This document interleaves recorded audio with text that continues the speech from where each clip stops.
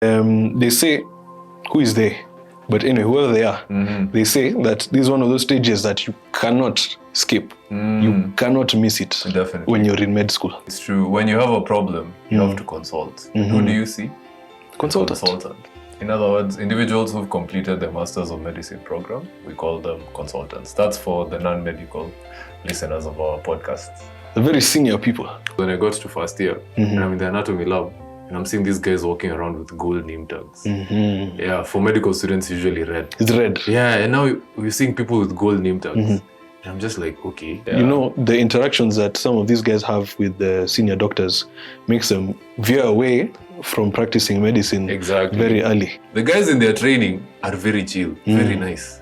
So at what point does it change? Do things change? I do not understand. You know how like a big tree covers a wide area? True. If it covers the sunlight completely, then there's nothing going to grow underneath. Definitely. Yeah, so we need to have trees that allow new plants to grow up underneath. And I think I'd want to be a tree like that.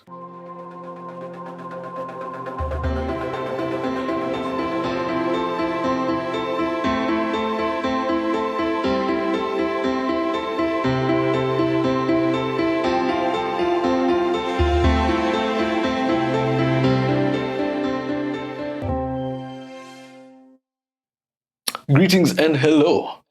Welcome back to another episode of MedMic KE. You can talk now, Jimmy. Well, clearly I missed my cue. But karibuni sana. Karibu to MedMic KE. My name is Jimmy Njoroge, the real G, JG. And this is... The one, the only one, Mr. Mike's with the vibes. Keep mwenyewe. Keep drip. When did you come up with that thing? Which one? The whole keep with the drip. Oh, that one, actually, that was a stroke of genius. So my social media handles, kuna, for those who know, they know, but kuna kitu hapo. And then when you add the doctor, it becomes keep drip. Keep with the dip, keep drip. Keep drip. Because he's a doctor. Because he's a doctor. I have to go rewrite mine. Suddenly JG, the real G, doesn't sound. Decolonize your mind. Decolonize. But anyway, it seems like you're out here eating it up, man. I'm telling you, the whole name thing. Tunafaa kula maisha na kijiko kubwa bana. Speaking of eating, restaurants in Nairobi. I feel that's a controversial topic because what do you mean? I am of two minds of it. There's some restaurants that are actually worth the hype, and others that hapo ni ambience unalipia and the food is not that special. Oh my. We will not be naming names, otherwise we'll get sued, guys. But in case your favorite restaurant is mentioned. It's an opinion, guys. It's just an opinion. Exactly. Yeah. You're talking about restaurants that unakula ambience peke. Which one are you talking about? Actually, I was talking with my brother the other day, and we were talking about how these days for a restaurant to be really nice or being seen online, hyped on social media, it has to have either really good aesthetics, really good vibe, ama iko kwa rooftop, ama there's like a gimmick of sorts. There's something special about it that you're only finding there. So there's a place that I remember my parents used to tell me about. Kitambo, watoto wabaya ndo walikuwa naendanga huko. And kulikuwa na place ya kuchoma nyama. So it was a very fiery affair, if you get what I'm trying to say. Oh my. I'm saying without saying. Oh my. But you get what I'm talking about. Good one. Walikuwa nakula nyama na kukatika mpaka che. It's uncle vocabulary right there. Salale. You could say you were left with a pot belly. Eh? You're leaving people in gout, not in doubt. Exactly. If you know, you know. Yeah. But what's that one place that you went to and you were like, wow, this is it. This is my place now. It's a good experience. Yes. Preferably hidden gems. Hidden gems. Hizo ni ngumu bana. Some of them you go and see why they should have remained hidden. And others you're like, and yeah, this is worth the place. And you hope unaipata kabla watu wapate kujua. Really? But there's this place that was in the west area of Nairobi. West side. Yeah. So without being too specific, they had an offer that was really good for people to be able to have food and drinks for a budget amount. I see. Yeah, because hapo kasa ni moja ni 1500 na hujaguza vinywaji becomes a bit of an issue. Yeah. 1500. Yeah. So if you have to budget for double that or triple that, then now imagine if you're not doing it yourself. Is wewe na plus one yako. The maths gets a very interesting. Yeah, definitely. But this place that I went to, the portions were good. The ambience was not bad. The views were really nice. The ambience, the music was fantastic. And there weren't those social media influencers in the corner trying to shoot content. And so they demand a lot of space or anything like that. So it was nice. It was really good. It was really good, yeah. Nice. I respect that. For those who want to find out, can DM me for more details on this restaurant. Maybe nitakupeleka. Maybe. Just maybe. Hey, slow down. Afande, please. Oops. What about you? I just wanted to shout out, the Vibandaski experience, the ones that are low budgets, but you don't have to really suffer the consequences of it, Kibanda experience without the Kibanda consequences. Yeah. Croaky! Yeah, there's a place along Gong Road. If you're along Gong Road, you will see one of these places. It's just somewhere there when you're not too far from the library. There's a spot there. On Bagadi Way. Not on Bagadi Way. Not to be confused with Raila Odinga Way. Exactly. Oops. We're getting political. That aside. Yeah, so there's a place close to the library, the National Library. Really nice spot. Really good food. Really can't complain, honestly. Good prices, and you don't get suffer afterwards for it. Sometimes people say cheap is expensive. That's true. That's true. That place is your true definition of Kimbandaski. Help of Kibandaski. Exactly. Yeah. Kibandaski. So you can go from kukula vitabu to kukula fiti. Alafu ukule story afterwards. Maybe. I see what you did there. In a work, guys. Don't crucify me. But yeah. Anyway, yeah. Topic of the day. I think this one is a bit controversial. For real? Why? Yeah. Because they say, who is they? But anyway, whoever they are, they say that this is one of those stages that you cannot skip. You cannot miss it. Definitely. When you're in med school. True. Doesn't matter where you are, you itakupata. Yeah. Now, kosa in med school, utaipata afterwards. For sure. It's true. When you have a problem, you have to consult. Who do you see? Consultant. Come on. Exactly. What about the consultants? The very senior people. Very senior medical professionals. In other words, individuals who've completed the Masters of Medicine program, we call them consultants. That's for the non-medical listeners of our podcast. Yeah, so, Kip, maybe you can tell me about your experience. When did you start meeting consultants? Was it before medical school? Was it during medical school? Maybe you can start from there. Actually, for me, consultants was something that I came across nikiingia med school. Because I'd be like, you go to hospital, you book a consultation with the doctor, and I thought that's what consultants are. The guys you see in the consultation room. Yeah. But there's levels to this stuff. True. Now ni watu wako juu sana. Yeah. Very, very accomplished people. Definitely. And so I remember the first time I actually got to interact with some consultants. And those guys, they change the atmosphere in the room completely. True. Completely. When they walk in, everyone suddenly has direction, has movement. Yeah. Nikawa napanga foleni, you fall into line, literally. Yeah. And then you follow them around, literally. Like flamingos. Yeah, there are memes around that. Yeah. Or sheep following a shepherd. Exactly. Okay. So I remember for me, the first time, nilikuwa nafuatana na watu.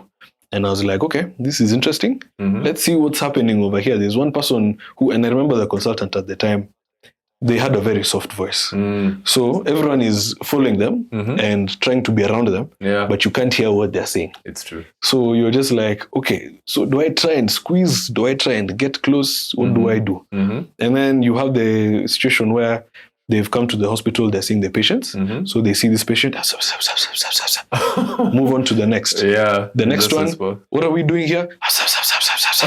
Move on to the next. Just whispering. Man. Yeah. That is crazy. And I was just like, okay, if this is how it's going to be with consultants, this is almost like when the board manager or the CEO checks into the company. That's true. Kila mtu anatii. Yeah. The direct translation, everyone toes the line. Exactly. Yeah. That is true. Yeah. That is true. Mm-hmm. I think I had an almost similar experience to yours. Mm-hmm. Only mine was in the anatomy lab when I was in first year. Before then, I did not know who a consultant was. I think I just called them Daktari. So when I started hearing the term consultant was when I got to first year, and I'm in the anatomy lab, and I'm seeing these guys walking around with gold name tags. Yeah, for medical students, usually red. It's red. Yeah, and now we're seeing people with gold name tags. And I'm just like, okay. And even among the gold name tags, they are the guys who are there dissecting with you, and they're the ones who are actually coming to teach. Yes. So now there are two levels of gold name tags. So this guy comes. So initially I saw the first group of red name tags. We call them registrars. These are master students in their during their training. I had the privilege of dissecting with them. Like we were on the same table. And these guys are just chill, they're doctors, they're trying to learn with you. They look like your older brother or sister, just teaching you stuff. And you're like, wow, medicine is not so bad. These guys just want to learn. And you meet the other gold name tag. Yeah. Which is, this guy just shows up and suddenly the fun gold, I'll call them the fun goldies versus the cold goldies. Yes. So the fun goldie is suddenly quiet when the cold goldie comes in. The air is becoming metallic. Exactly. Maybe I'll give an allusion to Harry Potter if you've read the books. And watch the movies. Yeah. Okay. Yeah. Let me not go down that time. But yeah, when Dementors come in and suddenly the room is cold. Yeah. The atmosphere is cold. They suck the fun out of the air. Exactly. So this guy just came in and suddenly everyone was quiet and I was like, what's going on? Because I remember, I think I was trying to look for a structure or something. This guy was like, how are you? I was like, I'm good. I didn't even bother to look up. Turns out it was a big mistake. Whoa. Yeah. Because he just kept talking and I just kept doing my thing. And then I think I said something smart because he was like, I usually just come to ask questions. And I was like, what if I ask you questions back? And he was like, ooh, you have a smart mouth, don't you? And I looked up. I was like, oh no. And then, the fun goldies were huddled in one corner of the table. Yeah. They were like, oh, you screwed up, my boy. Because that was the first mistake, was not looking up. Yeah. Second mistake was now kujibu mtu vibaya. Exactly. Throwing back your words. Yeah. That's so crazy. Now suddenly I'm talking back, and this is a smart first year now with a smart mouth. So anyway, I was asked a few questions that I could not answer because I was a first year medical. And I'm so sure they knew you couldn't answer. Exactly. But it was putting me in my place. And then I was told that I will just say it in Swahili the way he said it. He told me that unajua mkishindwa kusoma tunarudishia wazazi school fees na tunaambia umeshindwa kusoma. And I was so depressed. Direct translation, basically if you're unable to read, you will have your school fees returned to your parents. So that it's not wasted, yeah? So that it's not wasted, clearly. So now I had to go home. I think it was a distance of around 20 kilometers, just contemplating my life the whole time. My goodness. Yeah, and I swore to impress that consultant in one way or another. That's such a heavy line. Yeah. For me, it's on the same level as that one for, it's also in Kiswahili. Wazazi waliuza ng'ombe, kupeleka ng'ombe ingine shule. My goodness, it's like I don't know, is this like a common line among these guys? I don't, let me tell you, I feel like growing up in this African country, it gives you a certain skill of using words to be malicious. To intentionally hurt someone where it hurts. Exactly.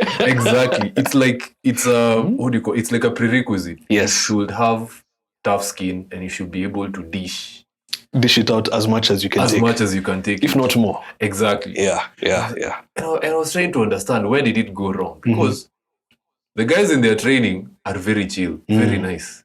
So at what point does it change? Do things change? I do not understand. Maybe you can give me your thoughts. I honestly think that's one of the ways you can tell of the difference in transition. Because you're seeing the groups of guys who they were in school and medicine was 5 years. And that's the time when everything was survival of the fittest. True. Yeah. Not taking any prisoners. Yeah. Whoever makes it, makes it. Yeah. And if you make it with your skin intact, then you are deserving of the title. If you Definitely. make it and you're battered and bruised, That's you true. make sure everyone else also has to go through the grinder, as it were. Definitely. Yeah. So definitely. I think that's one class of the type of goalies. And then the second class might be these guys who, when the system was changing, it went from 5 years to 6 years. Yeah. There are more university options available. True. And it wasn't such a trial by fire for you to become a doctor. Definitely. Yeah, or a consultant for that matter. It's true. It's true. But something I always hear from some of these guys when I interact with them, some of these consultants, is that the consultants that taught them were worse. So it's and that's always a standard. Exactly. So it's more or less inherited trauma. So they were mean to me, so I'll be mean to you, so that you can be mean to the next person because we are all mean. I don't know. I don't really understand the whole premise behind that. Or because it builds character or something. Yeah, apparently it builds, so you should be rough, you should be tough, so that it builds character. I do not understand that bit. But I guess that's one of the reasons why these consultants are the way they are.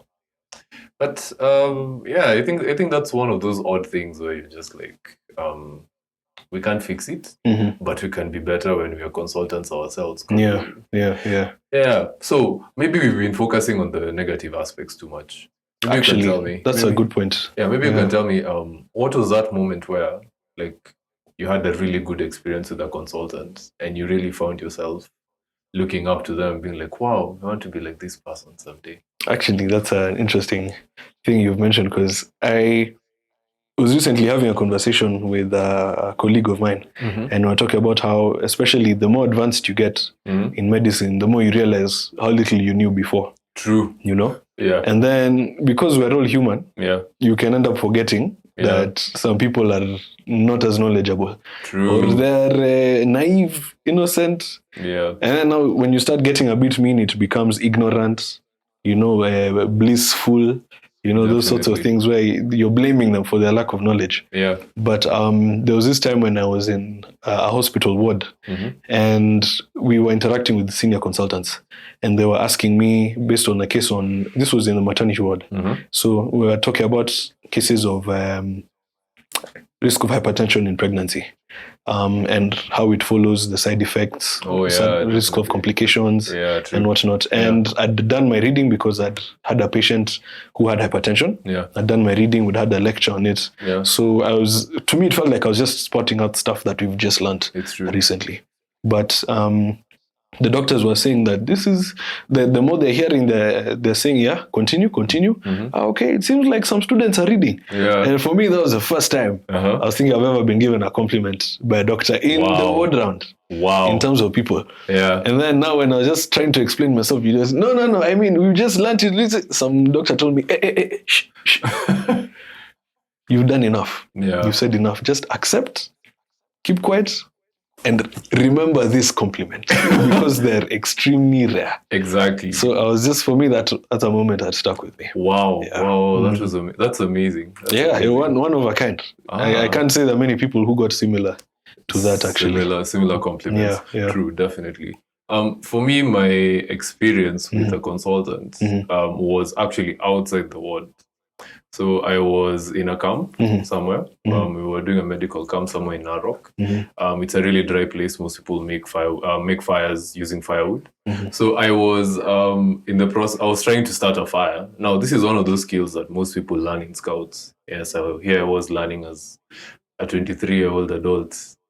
Senior scout. A senior scout, I guess. Yeah. So I was there trying to start the fire, but it wasn't getting on. So this consultant came to me and he was like, yo, bro, starting a fire is like anesthesia. It has 2 phases, induction and maintenance. I was like, my guy. That was really fire. Excellent job. So you showed me how to like start the fire, how you start with the dry things, the flame, whatever, the ash. And then afterwards you have to find a way of maintaining it, so the airflow, regulating it nicely, ensuring that the fire gets up, what to do when it starts getting low. And I was like, wow, these are some really nice tidbits.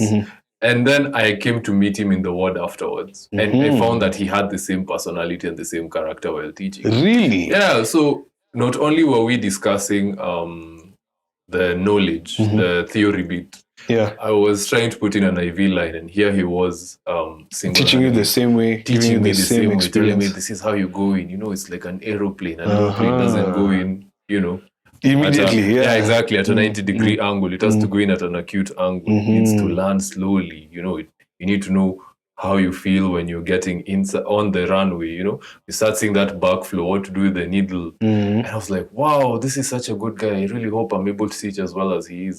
Wherever he is, I really hope he's inspiring more medical students to be like him, because Actually, we I'm hoping definitely so. Need more of those guys for sure. We need more people like him. Yeah.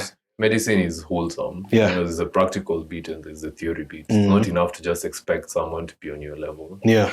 So that's something I really respected. No, I can imagine that was fantastic, because especially in my experience, like you're talking about, there's the practical and then there's the theory. Definitely. People value someone who has a lot of theory. True. And is able to implement it in theory. True. Yeah, but the guys who actually do the work, yes, are also just as competent. True. So you might have one who's maxed out the statistics on that side of the theory, but in practical, they leave it to the rest. It's true. And I think that's what happens when you get senior. Now you get the complex cases, the ones that require a lot of thinking, a lot of researching, and then now that's how you're able to actually deal with them.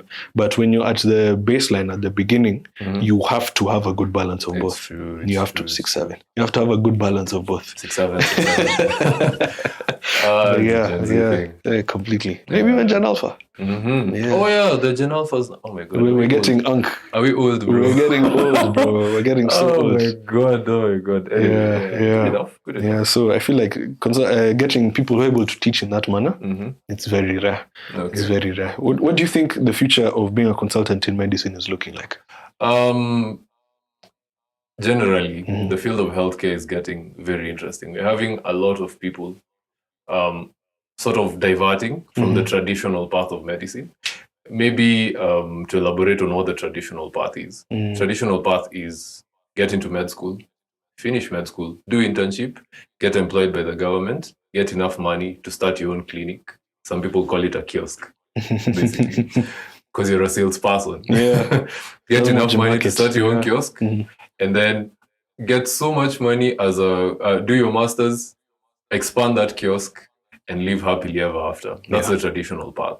But now we have so many medical schools. Every year we have almost 2,000 new doctors graduating from all the medical schools around the country. Yeah. So the spaces, the number of spaces that we are having for new doctors, young doctors who are medical officers, up and coming, new consultants who are coming from their master's programs is reducing, because we do not have as many gaps in the employment market as we did before. And that's what everyone is telling me.